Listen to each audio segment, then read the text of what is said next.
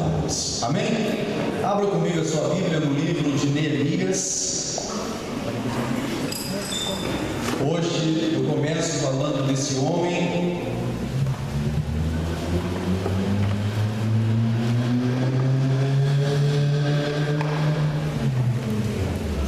falei sobre Esdras, hoje eu falo sobre Neemias.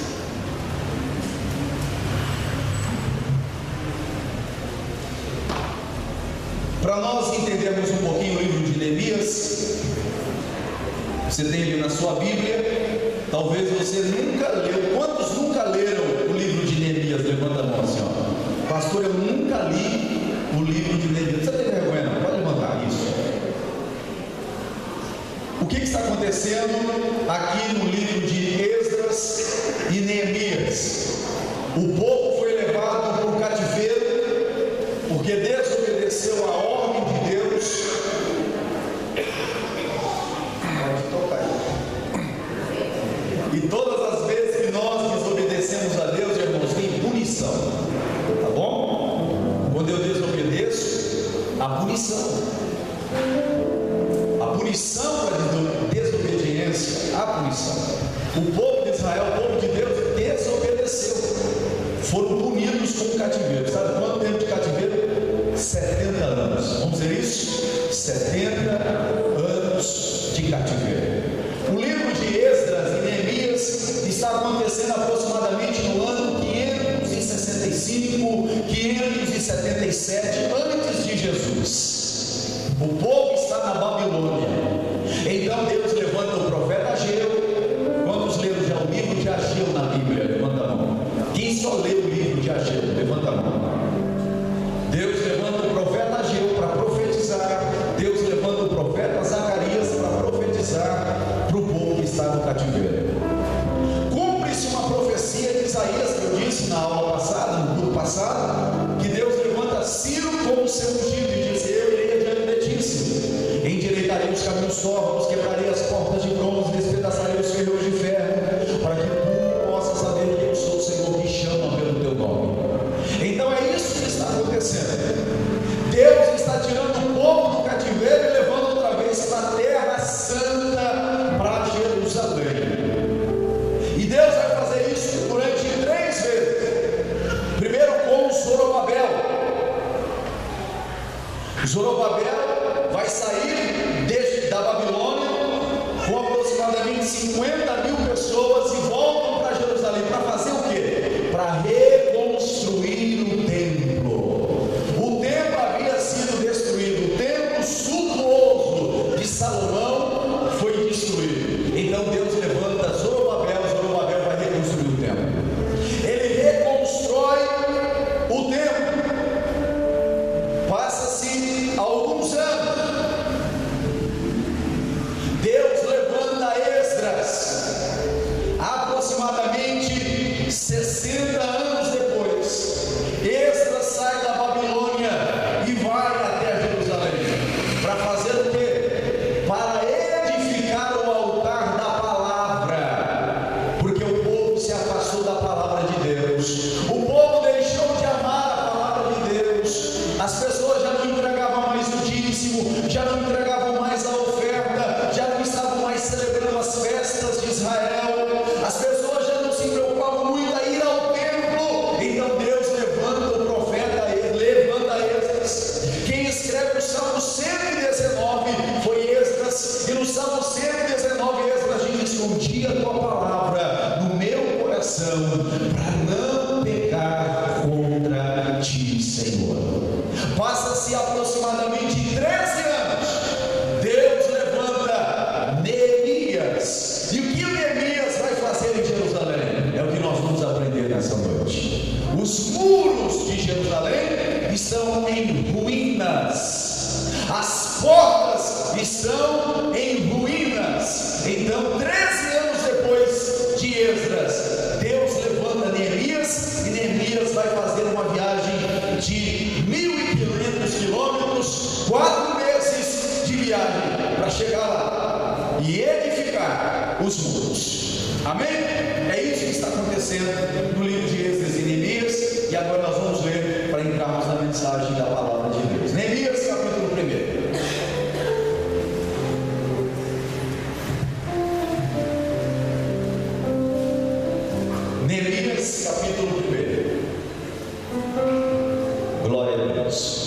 Vamos ler, diz assim a palavra do Eterno. As palavras de Jeremias, filho de Acalias. E sucedeu que no mês de Quisleu, no ano 20º, estando eu em Suzã, a fortaleza, o palácio, que veio Anani, um dos meus irmãos, e ele e alguns de Judá, e perguntei-lhe pelos judeus que escaparam e que restaram do cativeiro, e acerca de Jerusalém. Disseram: os restantes que não foram levados para o cativeiro, lá na província estão em grande miséria e desprezo, e o muro de Jerusalém fendido, e as suas portas queimadas a fogo. E sucedeu que, ouvindo eu essas palavras, assentei-me, chorei, lamentei por alguns dias, e estive jejuando e orando perante o Deus dos céus, e disse: ah, Senhor, Deus do céu, Deus grande e terrível, que guarda o conserto e a benignidade para com aqueles que te amam e guardam os seus mandamentos. Amém. Vamos ler até aqui. Neemias, ele era copeiro, conselheiro do rei. Qual era a função de um copeiro e conselheiro? Era ele que fiscalizava a comida, as cartas que chegavam até o rei. Era Neemias que, quando chegava uma carta, como chegou agora, alguns dias atrás, para Barack Obama, uma carta que tinha lá um veneno químico, se ele abrisse aquela carta, ele morreria na hora. Era Neemias que abriam as cartas do rei. Era Neemias que provava o vinho, a bebida, antes que o rei provasse. E é nesse ambiente que a história de Neemias acontece. Ele está lá na Babilônia, morava na fortaleza de Suzã, no palácio. Ele tinha conforto, ele tinha estadia, ele tinha ar condicionado da época, ele tinha boa alimentação, ele tinha uma vida que qualquer pessoa daqueles dias queriam ter. Mas acontece que Neemias, ele fez uma pergunta. Vamos dizer isso? Neemias fez uma pergunta. A partir do dia que Neemias fez essa pergunta, a vida de Neemias nunca mais foi a mesma. A partir do dia que Neemias perguntou a Anani: como está o povo que voltou do cativeiro? Como está Jerusalém? A partir daquele dia, Neemias nunca mais foi o mesmo homem. Por quê? Porque a palavra de Anani, quando ele disse: os muros estão caídos, as portas estão vendidas, o povo está em miséria, ele entendeu muito bem que havia insegurança, havia injustiça. Por quê? Porque os muros protegiam a cidade, nos muros se julgavam as causas dos desfavorecidos, e o texto diz que ele disse: havia miséria. Isso foi impactante dentro do coração de Neemias, e no mesmo momento que ele ouve, a Bíblia diz que Neemias se assentou, orou, lamentou e jejuou. É aqui que nós vamos aprender algumas lições para as nossas vidas. A primeira delas, irmãos, observações preliminares. Todos nós temos problemas na vida. Quem aqui nunca teve problema, irmão? Levanta a mão. Só que os problemas que o crente enfrenta é diferente dos problemas que os ímpios enfrentam. Por quê? Porque os problemas do crente, meu irmão, são pedagógicos. O ímpio, quando sofre, ele não aprende lição alguma. O ímpio, vaidoso, orgulhoso, prepotente, sofre, ele não aprende lição alguma, continua orgulhoso, vaidoso, prepotente.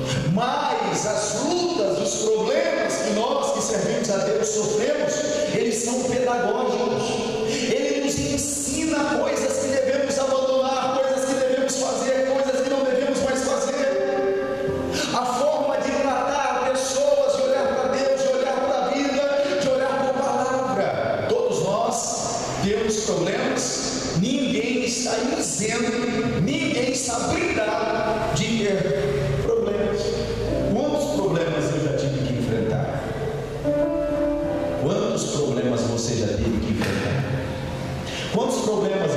você que está aqui nessa noite está enfrentando, mas eu tenho uma boa notícia do céu para te trazer.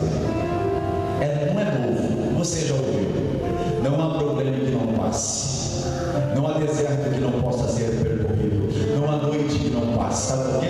Porque o nosso choro ele pode durar um tempo, uma noite, mas a manhã de Deus vem logo aí para você. Recebe essa palavra. Eu profetizo isso sobre a tua vida. Está vindo uma nova manhã para você, uma nova manhã para a tua vida. Todos enfrentam problemas. Agora é o seguinte: o fato de eu ter um problema não significa que o meu problema é maior do que de todos. Está entendendo? Todo mundo sabe que eu perdi a minha filha com 13 anos. Mas o fato de eu ter perdido uma filha e ter passado por esse problema não significa que o meu problema é maior que o teu. E não significa também que a minha tribulação, o meu problema, vai me impedir, me paralisar a ponto de eu não poder ajudar a outra pessoa. Paulo diz em 2 Coríntios que a igreja da Macedônia, ela tirou da sua pobreza uma oferta para ajudar outros irmãos.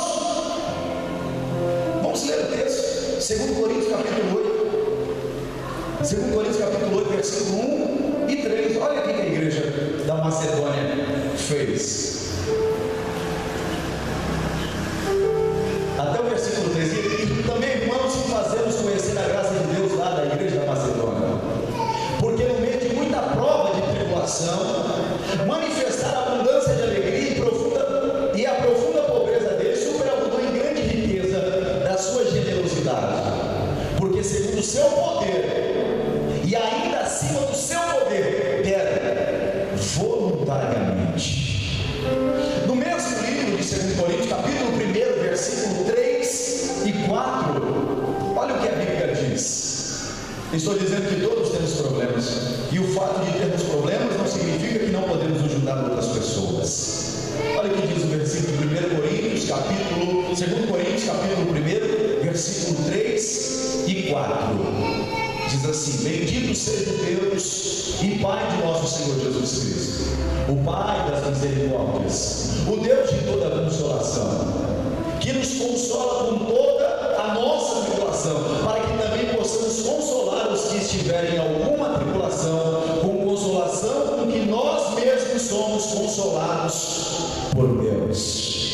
Aquilo que você passou, passará ou está passando, vai servir para levantar alguém do pó. Aleluia! Diga glória a Deus, minha irmã. Diga glória a Deus, meu irmão. Porque todos os leões que enfrentamos, todos os gigantes que se levantaram para que conjuntamente conosco nós derrubássemos outros gigantes e Golias e leões da vida de outras pessoas. Deus está te capacitando nessa jornada para que o nome dele seja glorificado. Os meus gigantes me capacitaram a ajudar você a derrubar outros gigantes. Os meus leões me ajudaram a capacitar você para vencer os seus leões. Não se preocupe, minha irmã, Deus vai levantar alguém para te ajudar. Tem uma música que diz assim, não tem? Eu não sei cantar. Essa é a primeira lição. Olha que coisa linda, irmão. Enquanto você ajuda alguém, Deus trabalha no seu problema. Enquanto eu ajudo alguém, pastor Paulo, Deus está me ajudando sem eu ver. Glória a Deus. Deus está fechando portas do mal contra a minha vida sem eu ver. Então não se sinta menor, não se sinta destruída como os muros de Jerusalém. Neemias, na hora que ficou sabendo, irmãos, que os muros estavam caídos, ele levantou a voz dele diante da presença de Deus. É isso que você precisa fazer: levantar a sua voz diante da presença de Deus, porque Deus vai trazer vitória para você. Deus está tratando. Diga para o irmão que está ao teu lado: Deus está tratando. Diga para ele.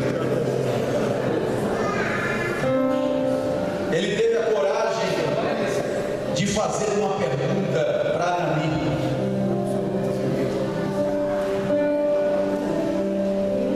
E essa pergunta mudou a vida de Neemias. Presta atenção no que eu vou falar aqui, olha para mim. Sabe como que eu descubro a minha vocação? Como você descobre a sua vocação? De duas maneiras. A primeira é aquilo que você mais odeia, ou aquilo que você mais gosta. Quando você vê alguma coisa na igreja que não está dando certo, você fala: ó, tá vendo? Não está dando certo por isso, por isso, por isso. Você foi chamado por Deus para resolver esse problema. Está entendendo? Então aquilo que eu mais odeio, ou que eu mais me alegro em fazer, é a minha vocação. Agora tem uma outra coisa que caracteriza a nossa vocação. Você sabe como nós descobrimos a nossa vocação também? Quando estamos diante de uma necessidade de alguém. Neemias descobriu que ele era pedreiro, servente, reconstrutor de muro, quando ele ficou sabendo da necessidade de Jerusalém. Quem é o vocacionado? Não é aquele que escolhe o que fazer, mas é aquele que está pronto para fazer tudo que Deus manda e coloca diante dos olhos dele para que ele faça.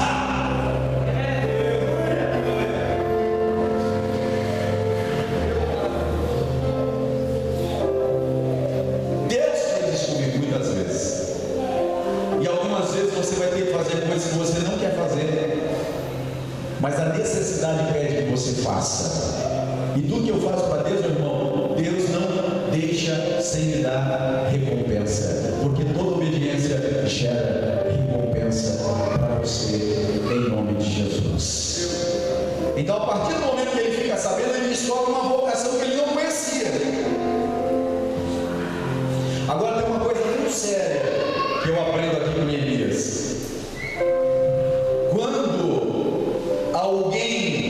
Quando eu tomo conhecimento do problema de alguém, eu me torno responsável por esse problema diante de Deus.